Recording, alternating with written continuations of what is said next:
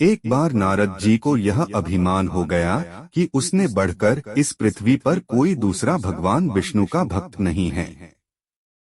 उनका व्यवहार भी इस भावना से प्रेरित होकर कुछ बदलने लगा। वे भगवान के गुणों का गान करने के साथ साथ अपने सेवा कार्यों का भी वर्णन करने लगे। भगवान से कोई बात छुपी थोड़े ही रहती है। उन्हें तुरंत इस बात का पता चल गया। वे अपने भक्त का पतन भला कैसे देख सकते थे। इसलिए उन्होंने नारद को इस दुष्प्रवृत्ति से बचाने का निर्णय किया। एक दिन नारद जी और भगवान विष्णु साथ साथ वन में जा रहे थे। अचानक विष्णु जी एक वृक्ष के नीचे थककर बैठ गए और बोले, भाई नारद जी, हम तो थक गए हैं, प्यास भी लगी है, कहीं से पानी मिल जाए तो लाओ, हमसे तो प्यास के मारे चला नहीं जा रहा है। यह सुनकर नारद जी तुरंत बोले, भगवान अभी लाया, आप थोड़ी देर प्रतीक्षा करें। नारद जी एक ओर दौड़ लिए। उनके जाते ही भगवान मुस्कुराए और अपनी माया को नारद जी को सत्य के मार्ग पर लाने का आदेश दिया। माया शुरू हो गई। नारद जी थोड़ी ही दूर गए होंगे कि उन्हें एक गांव दिखाई पड़ा, जिसके बाहर कुएं पर कुछ युवा स्त्रियां पानी भर रही थी। कुएं के पास जब वे पहुंचे तो एक कन्या को देखकर अपनी सुध-बुध खो बैठे, बस उसे ही निहारने लगे। वह यह भूल गए कि भगवान के लिए पानी लेने आए थे। कन्या भी नारद जी की भावना समझ गई। वह जल्दी जल्दी जल से घड़ा भरकर अपनी सहेलियों को पीछे छोड़कर घर की ओर लपकी। नारद जी भी उसके पीछे जो लिए। कन्या तो घर के अंदर चली गई, लेकिन नारद जी ने द्वार पर खड़े होकर नारायण नारायण का अलख जगाया। गृहस्वामी नारायण का नाम सुनकर बाहर आया। उसने नारद जी को तुरंत पहचान लिया। अत्यंत विनम्रता और आदर के साथ वह नारद जी को घर के अंदर ले गया और उनके हाथ पैर धोकर स्वच्छ आसन पर बिठाया तथा उनकी सेवा सत्कार में कोई कमी न छोड़ी। उनके आगमन से अपने को धन्य बताते हुए गृहस्वामी ने अपने योग्य सेवा के लिए आग्रह किया। नारद जी बोले, आपके घर में जो आपकी कन्या जल का घड़ा लेकर अभी अभी आई है, मैं उससे विवाह करना चाहता हूँ। नारद जी की बात सुनकर गृहस्वामी एकदम चकित रह गया, लेकिन उसे प्रसन्नता भी हुई कि मेरी कन्या एक ऐसे महान योगी तथा संत के पास जाएगी। उसने स्वीकृति प्रदान कर दी और नारद जी को अपने ही घर में रख लिया। 2-4 दिन पश्चात शुभ मुहूर्त में उसने अपनी कन्या का विवाह नारद जी के साथ कर दिया तथा उन्हें गांव में ही उतनी धरती का टुकड़ा दे दिया, खेती करके वे आराम से अपना और अपने परिवार का पेट भर सकें। अब नारद जी की वीणा एक खूंटी पर तंगी रहती, जिसकी ओर उनका ध्यान बहुत कम जाता। अपनी पत्नी के आगे नारायण को वे भूल गए। दिन भर खेती में लगे रहते, कभी हल चलाते, कभी पानी देते, कभी बीज बोते तो कभी निराई गुड़ाई करते। जैसे जैसे पौधे बढ़ते उनकी प्रसन्नता का ठिकाना न रहता। फसलें हर वर्ष पकती कटती, अनाज से उनके कोठार भर जाते। नारद जी गांव के एक संपन्न किसान माने जाने लगे। वर्ष दर वर्ष बीतते चले गए और नारद जी की गृहस्थी भी बढ़ती चली गई। 3-4 लड़के लड़कियां भी हो गए। अब नारद जी को एक क्षण की भी फुर्सत नहीं मिलती थी। वे हर समय बच्चों के पालन पोषण तथा पढ़ाई लिखाई में लगे रहते अथवा खेत में काम करते रहते थे।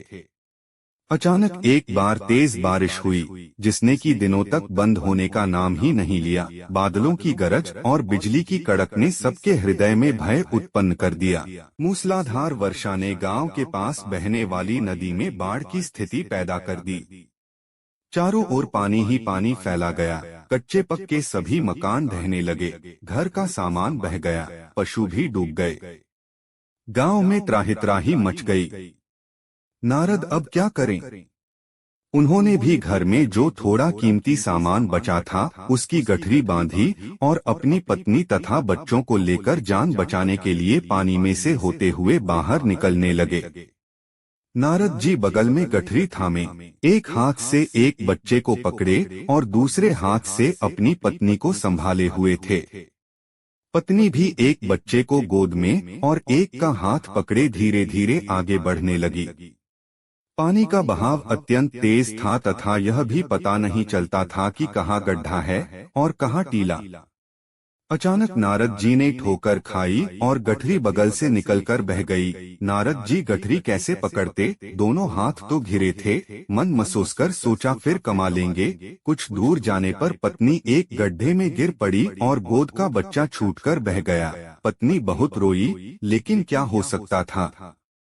धीरे धीरे और दो बच्चे भी पानी में बह गए। उन्होंने बहुत कोशिश की बचाने की, लेकिन कुछ न हो सका। दोनों पति पत्नी बड़े दुखी, रोते कलपते, एक दूसरे को सांत्वना देते कोई ऊंची जगह ढूंढते रहे।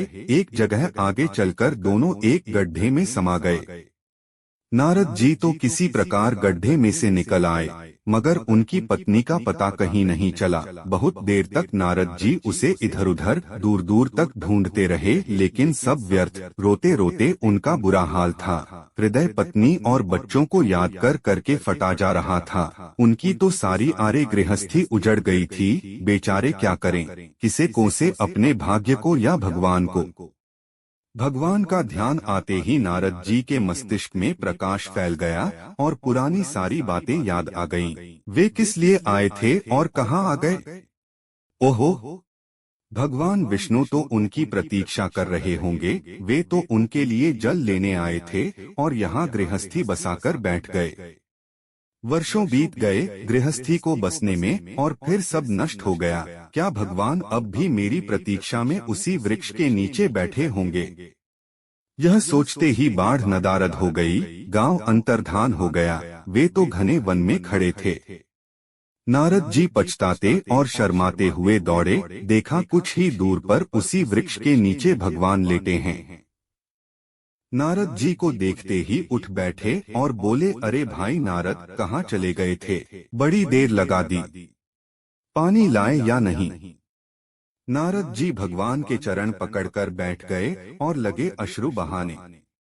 उनके मुंह से एक बोल भी नहीं फूटा। भगवान मुस्कराए और बोले, तुम अभी तो गए थे, कुछ अधिक देर थोड़े ही हुई है। लेकिन नारद जी को लगा था कि वर्षों बीत गए। अब उनकी समझ में आया यह सब भगवान की माया थी, जो उनके अभिमान को चूर चूर करने के लिए पैदा हुई थी।